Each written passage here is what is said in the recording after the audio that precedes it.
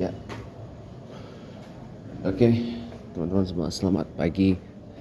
Boker Tov, Shalom Lam. Good morning, good morning, good morning, goedemorgen semuanya. Apa kabar? Buongiorno, buenos dias, bonjour à tous. Ya, ohayou gozaimashita. Hari ini hari Ahad, tanggal 8 hari bulan Juni 2025. Kembali saya menemui Anda dalam Sunday with James Cohen Smith Windsor, yang formatnya kali ini sama seperti waktu bulan Ramadan kemarin, yang dipecah menjadi 2 bagian ya. Teman-teman semuanya, karena ini kebetulan dan kaget ya, kok cepet banget ini pulangnya kayak biasa. Iya, karena kebetulan hari Ahad ini kajian subuhnya di Masjid Al-Karim Bumi Bintang Permai Pasanggerahan Jaksel itu ditiadakan, diliburkan dulu, dirihatkan dulu karena ya maklum lah, efek pada keletihan usai kemarin ya seharian menunaikan hari raya Idul Adha 1446 Hijriah.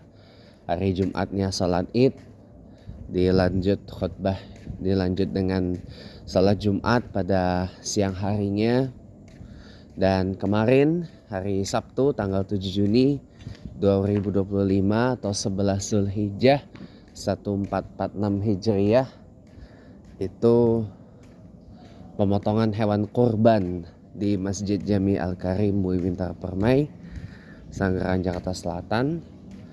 Ada total 41 kambing dan 13 ekor sapi. Jadi totalnya ada 54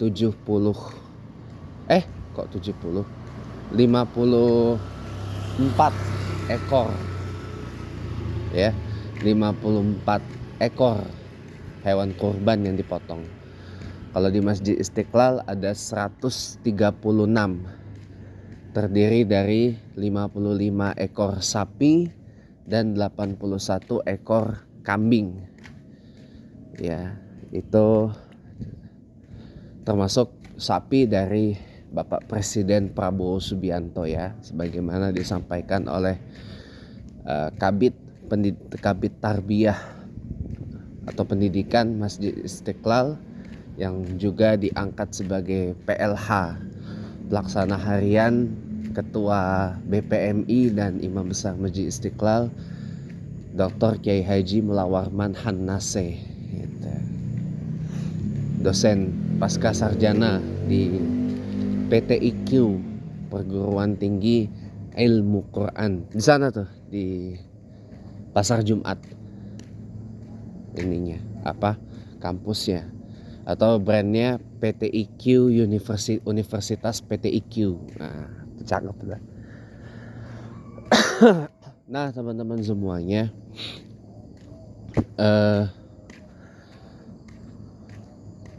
pagi ini sebenarnya ada hal yang mau saya bahas sih. Ada hal yang pengen saya bahas. Tapi sebelum itu ya, untuk ngebuka pertemuan kita pada hari Ahad ini ya, seperti biasa karena masih masih dalam suasana Idul Adha dan masih hari Tasyrik ya, saya ucapkan kembali kullu am wa nahnu bi khair ya. Semoga kebaikan menyertai kita semua sepanjang tahun. Amin, Allahumma amin. Jadi buat pengetahuan lagi ya teman-teman ya, hari Tasyrik itu berlangsung dari tanggal 10 sampai dengan 13 Zulhijjah. Begitu juga malamnya. Di sepanjang hari Tasyrik dan malam Tasyrik itu dianjur kita untuk takbiran, mengumandangkan takbir, tahlil, tahmid. Ya. Nah, untuk tahun ini dari kapan? Dari hari Kamis malam 5 Juni 2025 ba'da maghrib malam 10 Zulhijjah 1446 Hijriah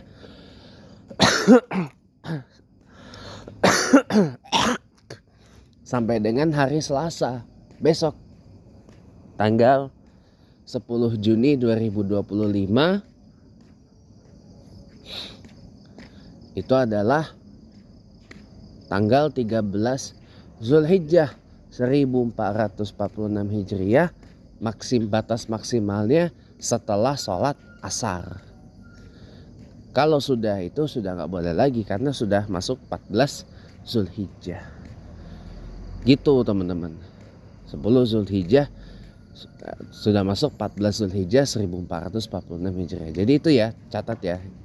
Sampai tanggal 10 Juni 2025 ba'da sholat asar atau 13 Zulhijjah 1446 Hijriah. Gitu. Itu sekedar pengingat kembali agar tidak lobong-lobong takbirannya. Gitu. Disunahkan tuh, dianjur malah selama hari tasyrik itu.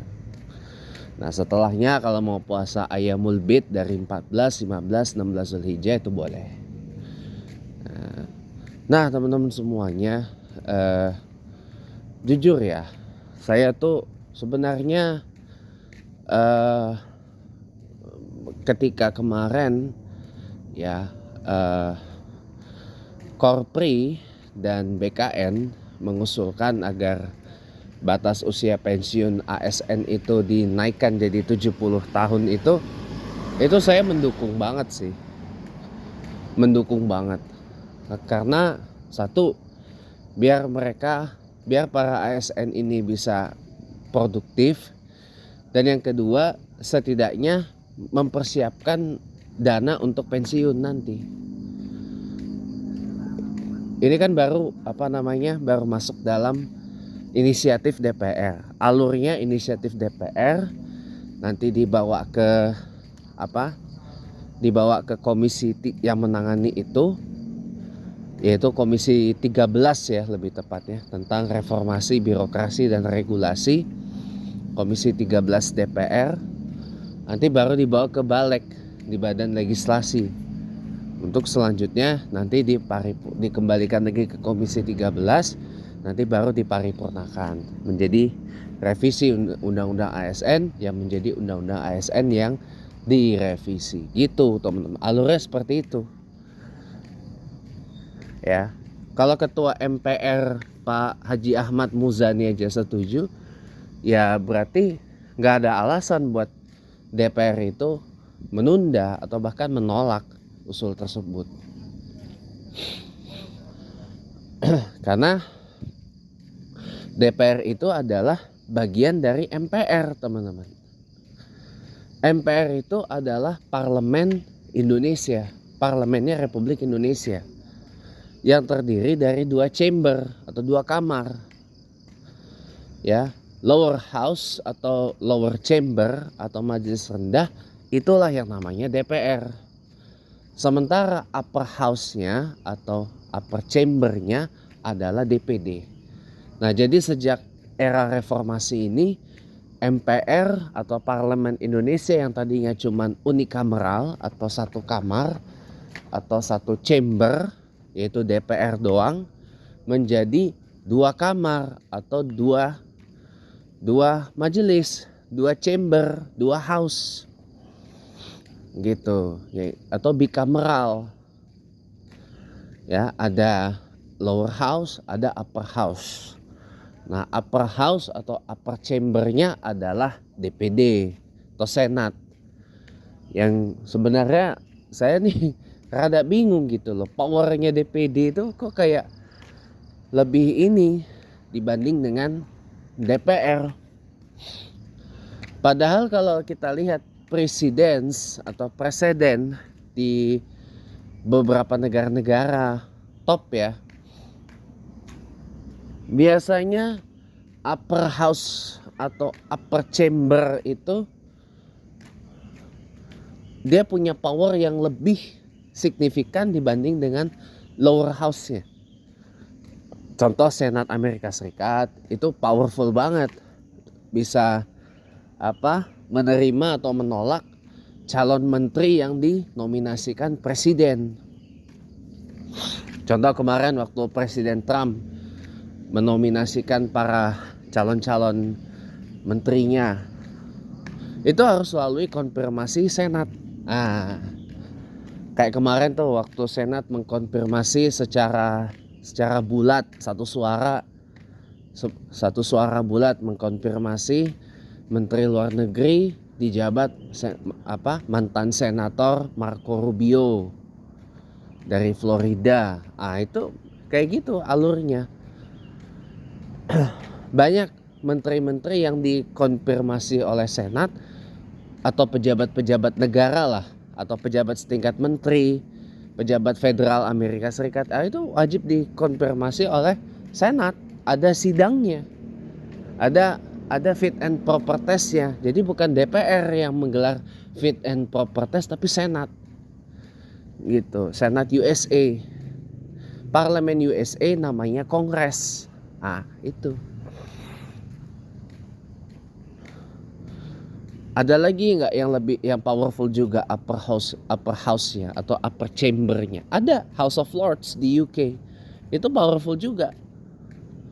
Bahkan House of Lords UK itu adalah upper house atau upper chamber dari parlemen dengan anggota terbanyak. Ada 800 lebih. Ada dari keluarga kerajaan, ada dari para bangsawan, ada dari para pemuka Church of England, ada crossbencher, dan banyak lagi yang lain, termasuk juga dari partai. Tapi berbeda ya, House of Lords itu anggotanya tidak dipilih, tapi ditunjuk. Tidak dipilih, tapi ditunjuk.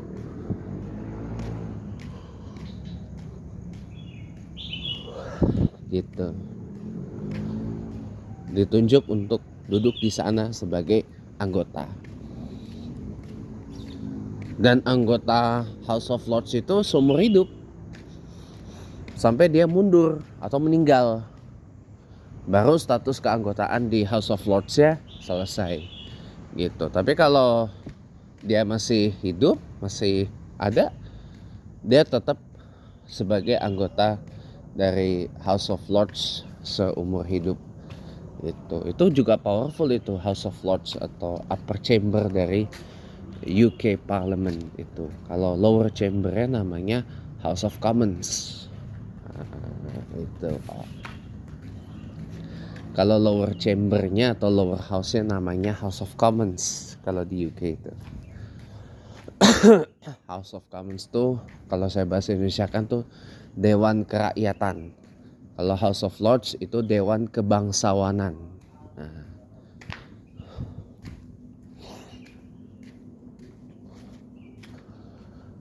Gitu teman-teman. Jadi bingung DPD ini apa powernya gitu loh. Kok kelihatannya seperti kayak cuma setengah gitu powernya dibandingkan dengan DPR gitu. Jadi memang yang namanya DPD atau upper house dari MPR itu memang harus diperkuat gitu loh kewenangannya.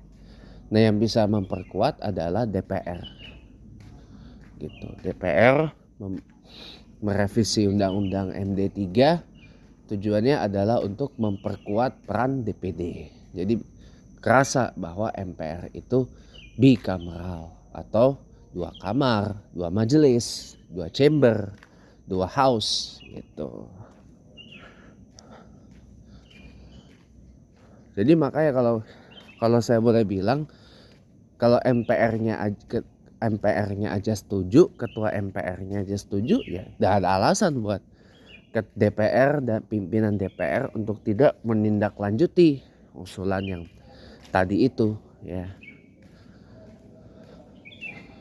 Tapi ya kalau saya sih ngomong jujur apa adanya ya. Ini keluar dari konteks pembicaraan ya. Kita udah pernah bahas itu kok. Coba teman-teman nonton aja sendiri. Ya, kita udah pernah bahas itu. Ya. Cuma sekarang gini teman-teman. Publik ini kan menyoroti kerja DPR. DPR ini gawenya apa sih? Gitu. Publik itu juga tahu ya, DPR itu kan kerjaannya ngabis-ngabisin uang rakyat. Minta ini, minta itu, ya kan? Oh, jadi anggota DPR tuh enak teman-teman. Kalau kita kepilih, kita duduk sebagai anggota DPR, wah, kita nerima gaji lumayan gede, fasilitas banyak, tunjangan banyak kita terima. Terus apa? Dapat ini, dapat itu, dapat sehari apa? Dalam seminggu aja udah ratusan juta sampai miliaran dibawa pulang. Kalau kita duduk sebagai anggota DPR,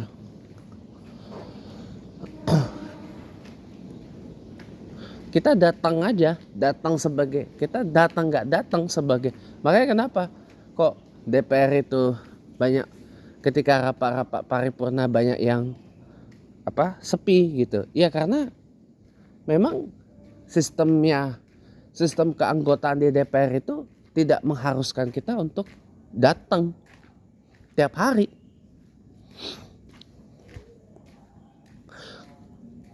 Nih maaf ya, kita nggak datang rapat komisi dapat duit, dapat gaji, dapat ini, nggak dipotong gaji, nggak dipotong. Itu kita nggak datang rapat komisi.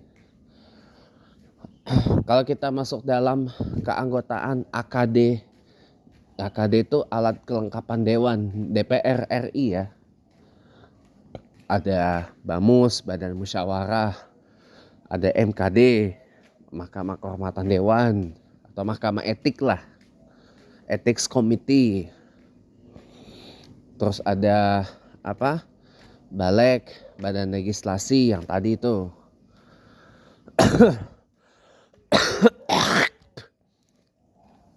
Terus ada BKSAP, Badan Kerjasama Antar Parlemen, ya. Terus ada Badan Urusan Rumah Tangga, BURT, Household Parliamentary Household Committee. Terus ada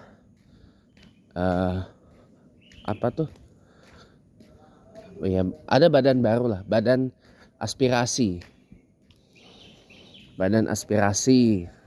Ada banyak lah, macam-macam alat kelengkapan Dewan DPR gitu. Nah, kita nggak datang, kalau kita tercatat sebagai anggota AKD DPR RI, kita nggak datang sebagai anggota dalam rapat itu tetap dapat duit, tetap dapat gaji, tetap dapat tunjangan, tetap dapat honor dan sebagainya. Dapat, dan jumlahnya gak sedikit. Makanya saya bilang dalam seminggu ya, kita sebagai anggota DPR udah bisa bawa pulang minimal itu puluhan bahkan ratusan juta. Maka kenapa orang pada berbondong-bondong nyalon legislatif, padahal modalnya gede. Nanti di part kedua kita lanjutin deh tentang ini, termasuk ada beberapa hal yang Anda harus tahu. Jangan kemana-mana, tetap bersama Sunday with James Cohen Smith Spencer. Oke, lanjut lagi ya teman-teman ya. Jadi ada yang harus Anda tahu tentang keanggotaan DPR RI ya. Jadi kan sebelum break kan tadi saya sampaikan, untuk jadi anggota DPR itu modal, gak cuman modal doang gede ya, modalnya memang besar.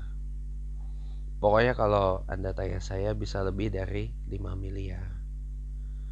Tapi mau keluar berapa miliar, bahkan 1 triliun pun ya, buat beli suara buat jadi anggota DPR ya.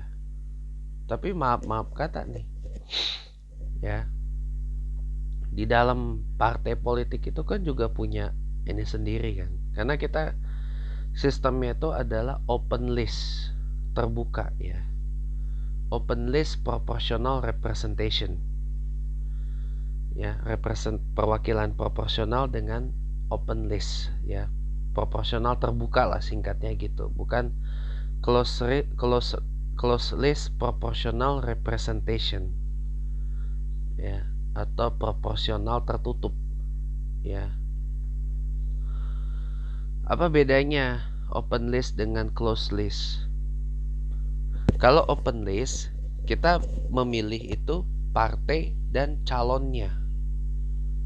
Kalau close list, kita milih partai doang. Nah, selebihnya itu partai yang menentukan siapa-siapa saja yang duduk di kursi parlemen. Gitu. Nah, kalau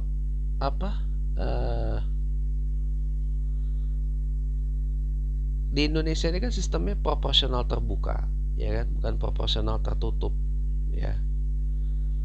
Jadi di partai itu, mohon maaf lahir batin ya, mohon maaf lahir batin gitu ya. Di partai-partai itu juga ada internal politicsnya, ada politik internnya. Contoh misalkan, ya, kita mendapat perolehan suara banyak nih di dapil tertentu, di konstituensi tertentu, ya. Tapi karena di dalam partai itu ada seseorang yang dianggap mewakili ya kalangan tertentu gitu ya. Itu orang itu bisa disingkirkan dari kursi keterpilihan sebagai anggota DPR.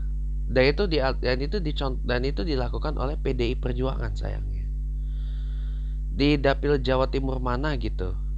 Ada Romi Soekarno, cucunya Bung Karno, anaknya dari almarhumah Ibu Rahmawati Soekarno Putri rahimahullah alaih.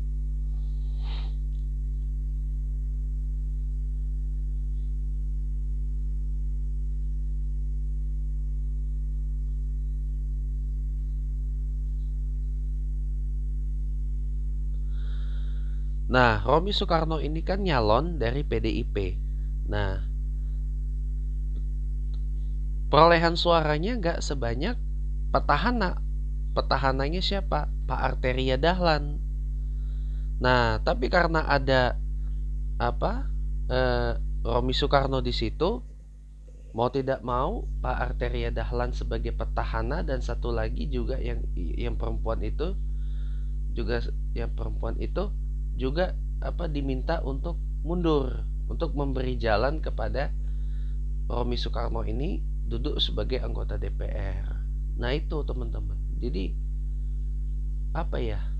Ada ya itulah namanya party politics itu, politics partai. Politik partai itu seperti itu teman-teman. Apalagi kalau kita tarung di dapil yang boleh dibilang dapil panas gitu. Dan ada nama-nama tersohor yang bersaing di situ. Ini karena saya tinggal di Jakarta dan KTP Jakarta ya, saya hanya ini ngomong Jakarta saja karena saya nih, Jakarta itu punya 3 dapil, 3 konstituensi. Jakarta 1 itu wilayah Jakarta Timur ya, Jakarta Timur. Jakarta 2, Jakarta Selatan, Jakarta Pusat, luar negeri. Dan Jakarta 3, Jakarta Barat, Jakarta Utara, dan Kepulauan Seribu. Nah, di mana yang paling panas? Salah satunya Jakarta 2. Ada banyak tuh nama-nama beken dan tersohor yang bertanding. Ada Ibu Himatul Aliyah dari Partai Gerindra, istrinya Ketua MPR sekarang Pak Haji Ahmad Muzani. Terus di PDIP banyak nama-nama gaeknya.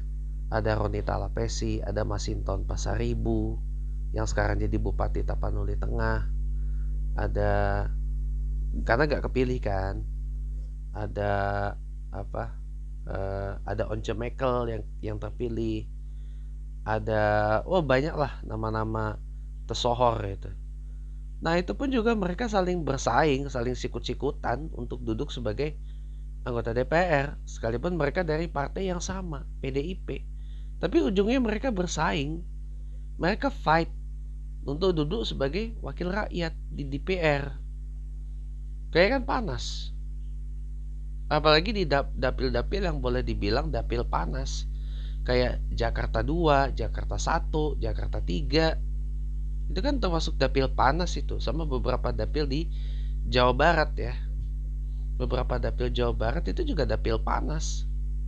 Itu. Dapilnya Pak Adiana Pitupulu tuh sama dengan dapilnya yang dulu ditempati oleh Pak Fadlizon yang sekarang jadi Menteri Kebudayaan. Dapil Bogor, daerah Bogor lah. Nah itu. Jabarnya di apa Bogor.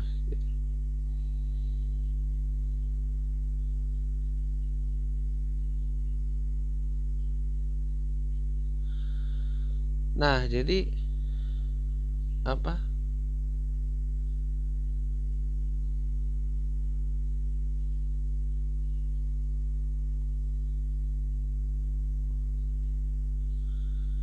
Jadi apa namanya kalau kalau kita boleh bilang ya, kalau kita boleh bilang ya itulah yang harus teman-teman tahu.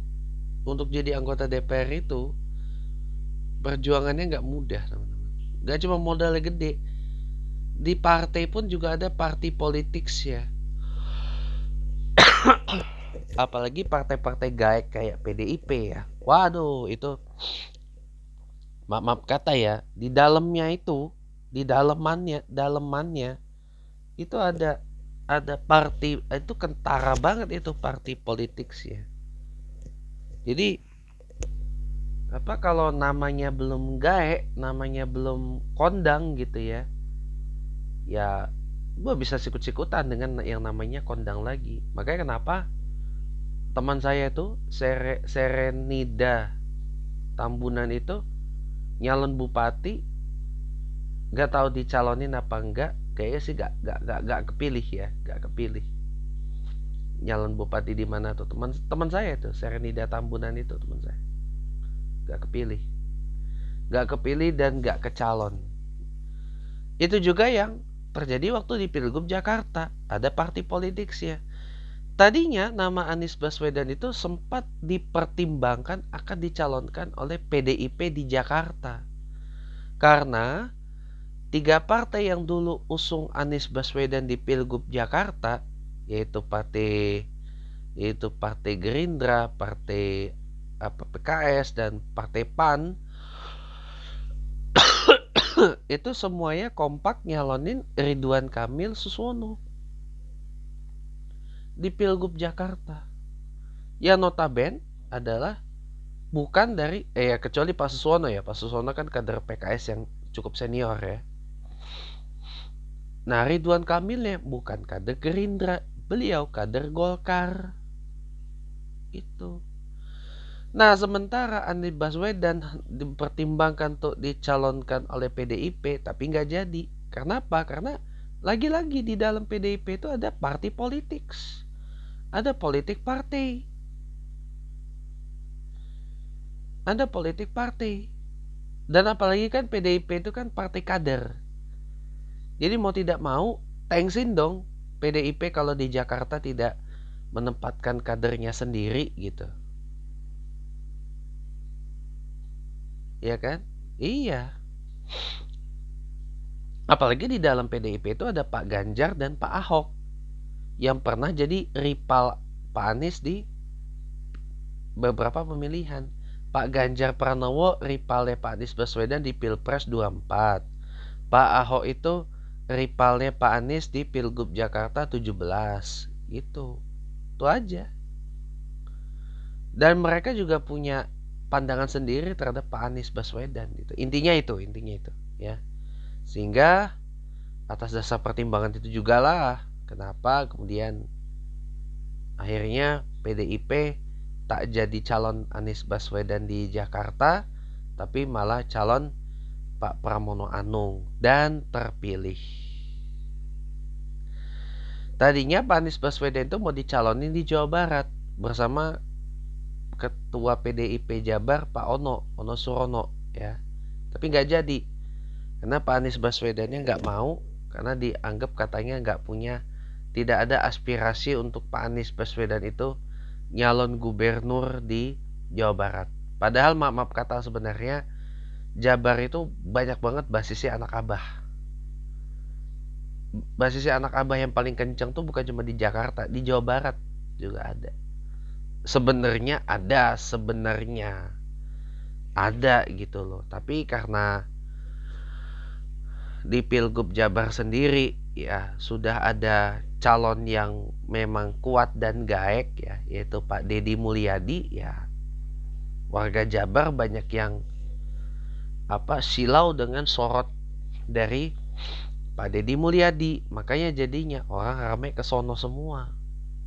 Sehingga 3 calon lain di Pilgub Jabar, yaitu Kiai Ahmad Syaiqo, Kiai Acep Rohiyat, terus Pak JJ Wiradinata dari PDIP ya, yang berpasangan dengan Mamang Onal ya. Itu hanya penggembira aja. Karena di Jabar udah ketahuan pemenangnya siapa. Dan teman-teman itu banyak yang kayak udahlah ikhlasin aja, PDIP kayak salah nih nyalon, salah strategi di Jabar gitu. Ya saya akui memang salah strategi di Jawa Barat karena bukan mengusung calon yang memang punya figura yang bagus gitu loh. Tapi ya sudahlah ya. Nah di daerah lain PDIP malah dukung yang non kader, kayak di Banten dukung Airin Diani ya kan, yang notabene adalah kader Golkar. Di Lampung PDIP nyalonin kader Golkar, Pak Rinal Junaidi, petahana kan. Karena partai Golkarnya dukung yang sekarang kemudian terpilih jadi gubernur, Pak Mirza Jausal, yang notabene merupakan kader Partai Gerindra. Nah terus di Jambi PDIP dukung petahana Pak Al Haris gubernur. Di Sumatera Barat dukung bupati mana gitu, yang dari PAN PAN apa P3 lupa saya. Di Aceh ku dukung Mualem Muzakir Manap ya, dari partai Aceh. Iya. Di Kalbar dukung ex Wagub Kalbar Pak Rian Norsan. Pak Norsan itu Golkar teman-teman, Golkar. Iya. Di Kaltim PDIP dukung Isran Nur yang notabene merupakan kader Demokrat katanya ya, nggak tahu lah. Tuh. Banyak teman-teman. Nah sampai mana tadi? Saya tadi break bentar teman-teman, maaf ya. Jadi itulah kalau hal yang harus kita ketahui tentang bagaimana seseorang itu bisa menjadi anggota DPR. Panjang teman-teman, panjang, ada dinamikanya tersendiri sebelum OTW kepilih gitu. Apalagi kalau partainya nerapin party politics yang lumayan lah. Iya. Dah, ini karena hari Minggu, hari Ahad, hari libur, jadi kita bahas yang enteng-enteng dikit lah teman-teman ya. Gini teman-teman ya, kalau saya disuruh ini ya, misal saya tuh sebenarnya ada keinginan untuk pindah dari ya beli rumah lah ke arah di timurnya Jakarta. Maksudnya tuh dari Jakarta tuh ke timur gitu loh. Kayak dulu Mas Arkan 2 tahun ngontrak di Malang gitu. Karena beliau kan dulu banyak banget diundang ke karoseri bus ya, rilis bis baru itu. Dan kenapa saya juluki Malang kota bus ya, Karena karoseri bus itu banyak di Malang, di Putro. Saya sebenarnya bus mania pendatang baru loh, jujur aja. Saya nggak banyak tahu juga tentang bus gitu loh. Karena saya sering nonton youtuber bus aja jadi tahu gitu. Karoseri bus itu banyak kan di Malang, di Putro, Tentrem, Morodadi Prima yang Bodi Gapuro itu. Terus Adi Putro, Tentrem, Morodadi, sama satu lagi apa?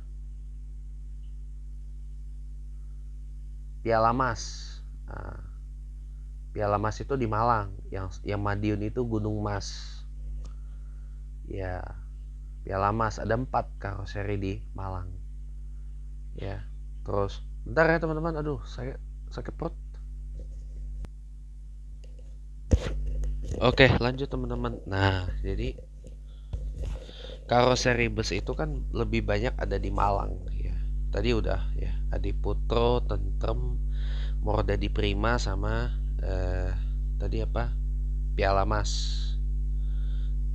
Kalau Gunung Mas tuh Madiun, yang kemarin itu tempat Jamnas Bus Mania 2025. Kalau Trijaya Union saya nggak tahu di mana ya, kayaknya Jawa Barat deh. Trijaya Union sama Trisakti saya nggak tahu di mana basisnya. Kalau seri Trisakti yang banyak dipakai di Transjakarta itu. Kalau Trijaya Union kayak Jawa Barat, kayaknya. Ya. Terus ada lagi 2 dari Jawa Tengah. Laksana di Semarang, Ungaran tepatnya di Kabupaten Semarang, sama New Armada. New Armada tuh di Magelang. Tuh bodinya kokoh juga tuh. Nah, mulai rame nih sekarang bus pakai New Armada semenjak diluncurkan Skylander R22. Baik itu Skylander R22 yang biasa, yang double glass maupun yang single glass. Itu rame itu yang pakai. Punyanya New Armada.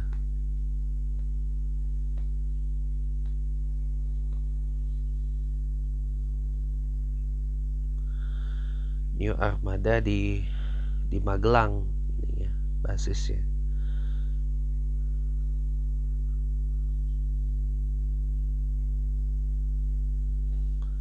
Gitu teman-teman. Nah, Mas Arkan itu kan dulu 2 tahun di Malang itu karena sering ke karoseri itu untuk punya rilisan bus baru lah, inilah apa segala macam, sampai akhirnya ya sudah 2 tahun ya, sudah 2 tahun di Malang kontrak ya, akhirnya pulang kembali ke Jakarta gitu. Sekarang rumahnya di daerah ini apa, Pondok Cabe. Rumahnya di daerah Pondok Cabe sekarang gitu. Kalau dulu kan rumahnya di Ciater di Tangerang. Dulu kan rumahnya di Ciater Tangerang, ya kan? Di Ciater, kemudian pindah ke Pondok Cabe gitu. Pindah ke Pondok Cabe, mana-mana sekarang dia naik apa? Naik umum gitu. Karena kan nggak ada mobil, yang Civicnya kan dijual. Gitu. Dijual, ditaruh di garasinya Mas Ridwan Hanif di Klaten sana. Di Klaten.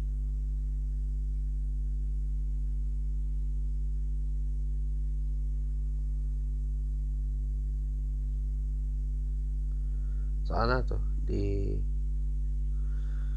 Klaten tuh di anu ya, nggak jauh dari Magelang. Nggak jauh dari Magelang, Klaten itu.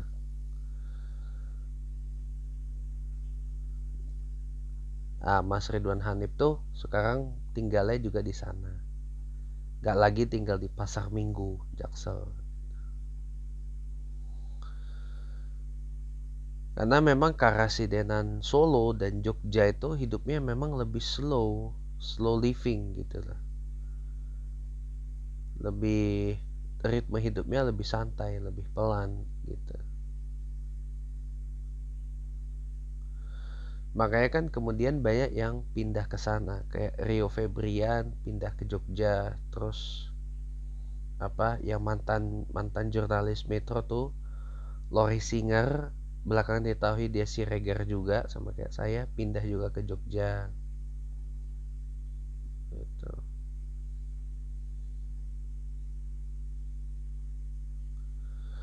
Pindah ke Jogja.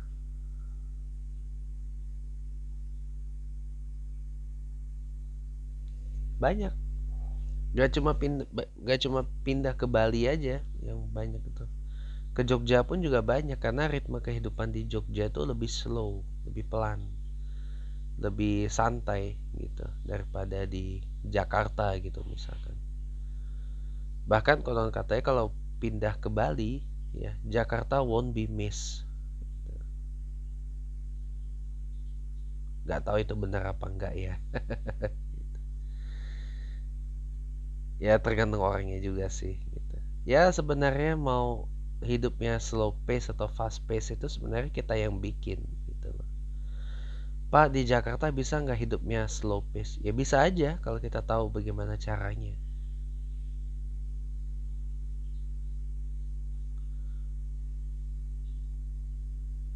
gitu. Oke teman-teman, saya kira sekian ya untuk minggu ini karena udah jam 6. Saya mau istirahat lagi, mau tidur lagi biar makin segar nanti ya. Terima kasih sudah menonton. Jangan lupa terus pantengin channel YouTube saya buat apa konten-konten dan pembahasan yang menarik setiap harinya, insya Allah kalau saya sehat ya. Doain teman-teman saya sehat, saya doakan teman-teman juga sehat, banyak rezeki, banyak kebahagiaan, dan banyak berkah buat teman-teman semua. Oke, terima kasih, sampai ketemu lagi di tayangan yang sama minggu depan.